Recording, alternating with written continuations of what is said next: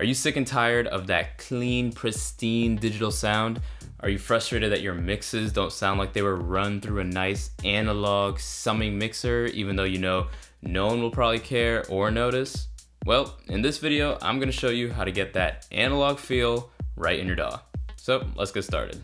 This whole topic is a little weird, mainly because what it means to have analog sound is pretty broad and really depends on what exactly you are looking for. It's kind of like saying you want organic food. Like that could mean a ton of different things. But if you want to replicate that analog feel in your DAW, then we need to first define what that means and identify the characteristics of using analog gear. Because if you don't know what you're looking for, then you're never gonna get there. So let's start with the basics and you'll see why this analog sound topic isn't such a quick conversation. So a little brief history lesson that you probably already know. Before computers were introduced into the studio, sound was processed, manipulated, and recorded in the analog domain, as opposed to the digital domain that we are used to today. Analog signals are continuous electrical signals, meaning that between any 2 points on the waveform, there is theoretically an infinite amount of data. You know, it's continuous. There is no finite amount of data points. However, in the digital domain, sound is converted to or produced as binary information, ones or zeros. And the waveform is sampled at fixed intervals so that between any 2 points in the waveform, there's actually a finite amount of data points. Now, this isn't super important to what we're trying to get at in today's video, but the reason I bring this up is to just show that the term analog sound encompasses such a broad range of recording equipment, from the shittiest tape machine all the way to like the state-of-the-art Neve or an API or SSL console. So you can't really put all the characteristics of what differentiates analog sound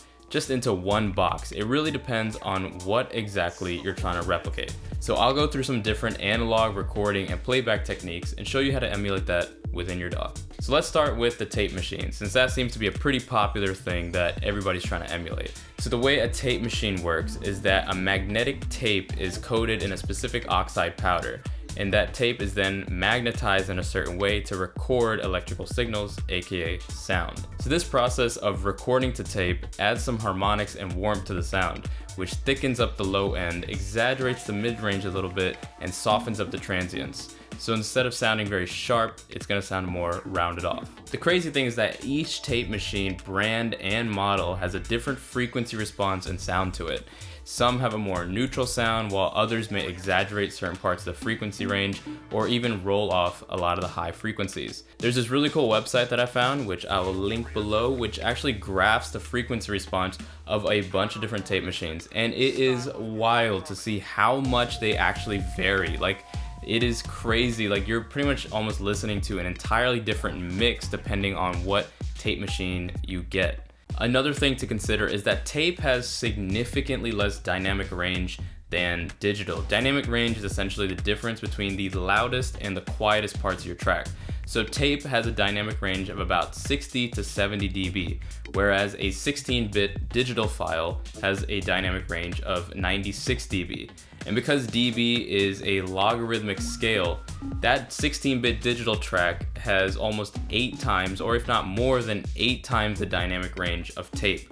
So this means that tape naturally is gonna sound a little bit more compressed and squashed than a digital recording. You can also really drive a tape machine, and that's gonna really bring out some more distortion and harmonics and color to the sound. So there's many ways to approach getting this tape machine sound. So I have this project right here, it's a little simple drum loop bass line, nothing crazy, but I'll show you how we can beef it up. So I'll play it without any processing, and then we'll start adding some stuff.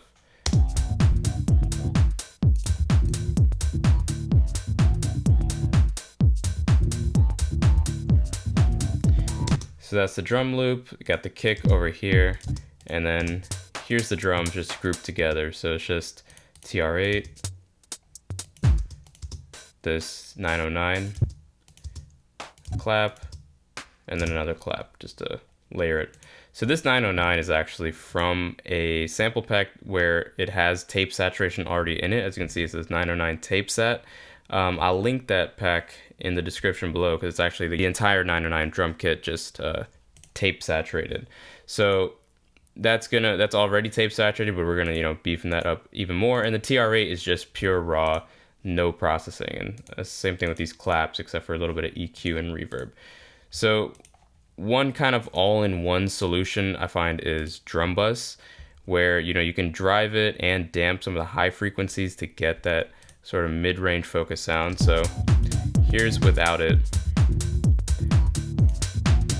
and then with drum bus, it definitely brings everything out, it squashes the sound together, damps the high frequencies. As you can see here, I'm bringing it down from 20K down to about 11. Again, like I said, there's a lot of variance with tape machines, so it's not really exact on how you do this, just kind of depending on the taste, right? Because if you really want that driven sound, you can go for that and like filtered out the high frequencies even more, or you can do it a little bit more subtly. It's kind of just up to your choice. But there's other ways to do this too. So another plugin I like to use is Isotope Trash. This has a bunch of different distortion models. So if you go here, I'll turn drum bus off, tape sat.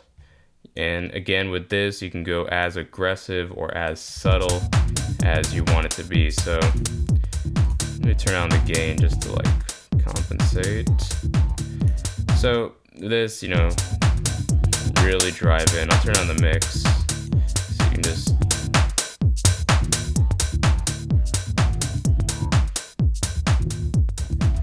and this is doing a similar thing, right? It's doing it in a different way because it's a different plugin, different algorithm. Drum bus isn't exactly tape saturation. It's not. That's not what it's modeling. But you can, use it to kind of get that sound. And then here we have a filter that you can put if you want to just tame some of these.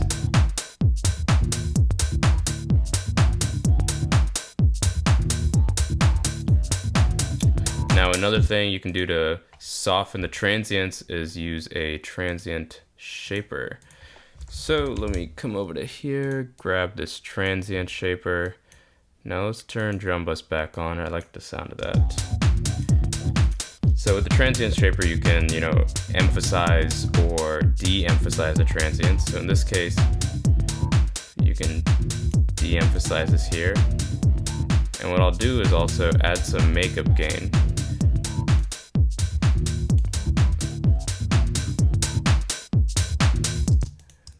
Group these together.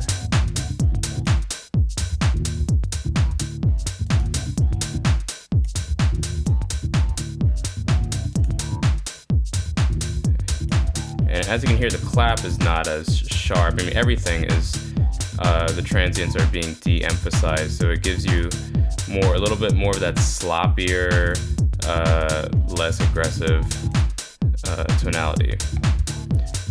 And very old school, right? That's kind of what we're going for here with the tape saturation. It's that old school vibe.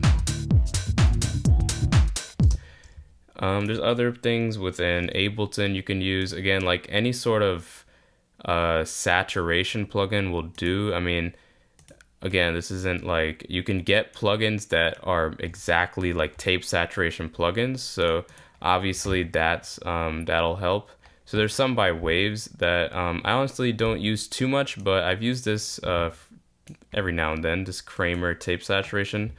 So this is supposed to be like a analog emulation. Now you can load some thing like drums, like drum kit. So as you can hear with this, we're having a similar effect to what drum bus did. Let's turn drum bus off. So we're getting like double. We can increase the gain.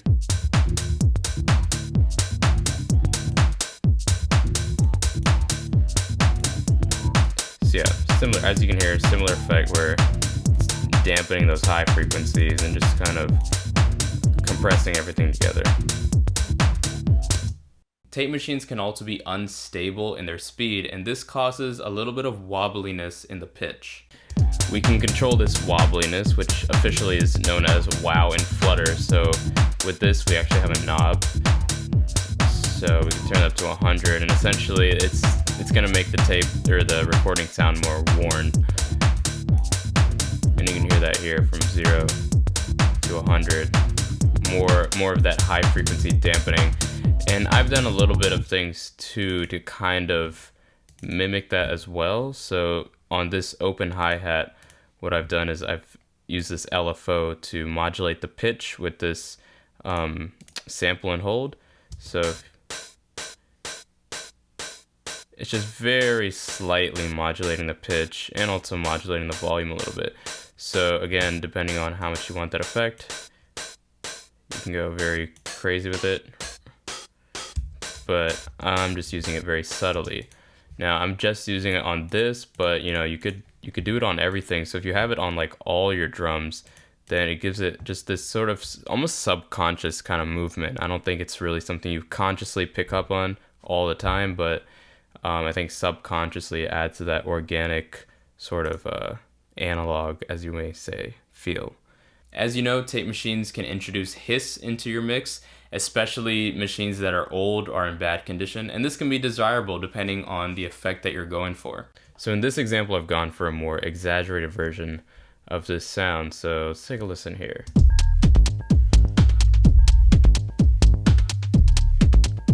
And so as you can hear, I've actually added some hiss. So that's where did I put the goddamn there? So that's right here. Literally just took some tape noise. Now this might be a little too much for this, but I just put in here just to show you guys. But actually a really cool thing is there's this brush that I'm using, and I think this brush kind of sounds like a hiss too and adds to that vibe. This might be a little too loud.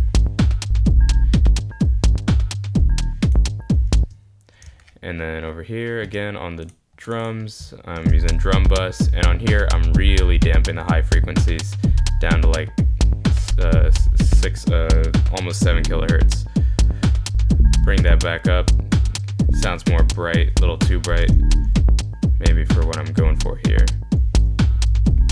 Now let's move on to emulating the sound of vinyl. Vinyl has a few similar characteristics to tape. It also has a limited dynamic range, which softens the transients a little bit. So again, it's not going to sound as sharp and as, you know, punchy as a digital track. Though vinyl has less theoretical dynamic range than digital recordings, records tend to sound more dynamic and open than digital tracks, just because you can't actually drive the signal on a vinyl. There's a physical limit to how loud a sound can get on a record. Otherwise, if it goes past that, the needle itself will jump and the record will be unplayable. So in the digital domain, you can smash a track through a limiter as much as you want, and you know, you see those tracks that are just absolutely squashed. So ironically, with vinyl, a lot of those records sound way more dynamic than most digital tracks. And vinyl's physical limitations don't allow it to play really high frequencies and really low frequencies, because the really low frequencies will cause the needle to jump,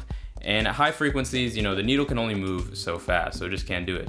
So because of that, vinyl has a little bit more, you know, rolled off sound on the high end, and then of course the low end, you're not gonna get the super lows. So that's gonna put a bit more focus on the mid-range, and also it's not gonna sound as harsh in the high frequencies, a little bit more tamed and subtle. So I'm editing the video right now, and I realized I was actually wrong about one thing, so I'll clarify this before people start coming at my neck.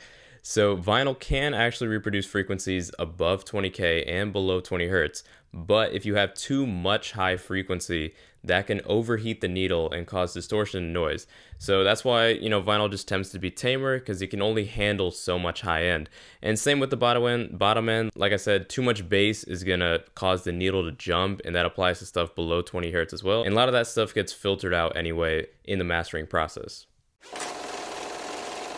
So similarly to tape, a poorly maintained record or record player will introduce all these different artifacts into your mix, like noise, pops, crackles, the dust sounds, all that stuff, which again could be desirable if that's what you're going for, that sort of nostalgic old school feel. In the digital domain, you essentially have no limits. You can reproduce the entire frequency range, even beyond what the human ear can perceive, and you have more dynamic range than you even need. So part of the trick with making digital audio sound like it was recorded on a physical format like tape or vinyl is restricting that sound in both frequency response and dynamic range. So you want to use EQs, compressors, and transient shapers to essentially sculpt the sound into what you are looking for. Another big component to the analog sound is, of course, the analog mixer.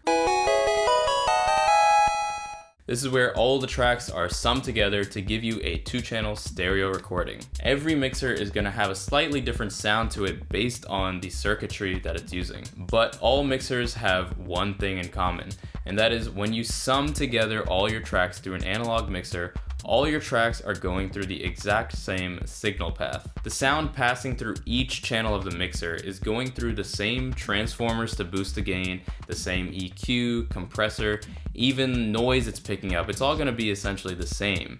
And so when they finally all sum together for that stereo recording, they're going to have this cohesiveness to it because they've all been in the same environment essentially. And any little harmonic distortion or noise that's being introduced into each channel is being amplified when they all sum together. So luckily there's a lot of plugins that emulate a lot of the classic analog consoles like Neve, SSL, API, all that stuff. So UAD has a lot of really good analog emulation plugins, but I don't own their interface, so I don't own any of their plugins. But I just picked up this SSL E-channel plugin by Brainworks, and this thing's really cool. It's actually Christmas today, so there was a holiday sale, so got this for $30, which is a pretty good deal.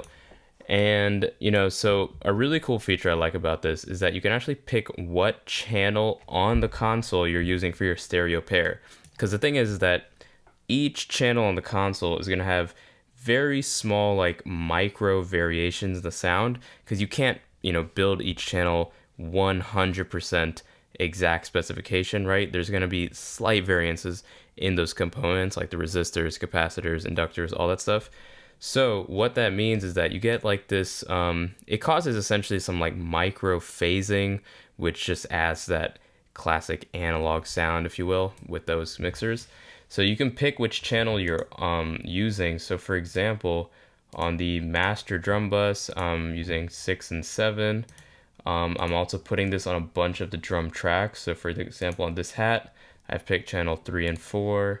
On this group, I'm using 1 and 2. So, I'm getting all those little tiny variations in the sound. And I'm using the EQs in here, which, they sound great. I mean, it's an SSL, what can I say? And I've done a little bit of A/B comparison with EQ8 and SSL just because I'm doing a little high shelf here, so I wanted to compare. So, let's take a listen to that. I can press a key on my keyboard, the key N, and then it'll switch, as you can see, between the shelf here and then turning on this plugin which has the shelf here. So I'll A/B between that. Right now it's on EQ8. Now that's SSL. EQ8. SSL. It's not, a crazy difference, obviously, but I think the SSL retains a little bit more of the body of the sound. Obviously, it has a slightly different Q factor than EQ8. You actually can't control the Q with this one. It's set in place, so I'm sure that has some effect to it, but nonetheless, it sounds pretty good. So, I'm using that on a lot of these drum tracks, so hopefully that's giving that analog sound. I've never used an SSL console in real life, so it's kind of hard for me to confirm whether this is doing the job, but at least psychoacoustically it's working for my own I guess satisfaction, if you may say. So there you have it. Hopefully this video got you a little bit closer in achieving that analog sound that you so desire, and if it did, hit that like button, subscribe to the channel if you haven't already, and leave a little comment down below for the YouTube algorithm. Alright, stay creative, my friends. Peace.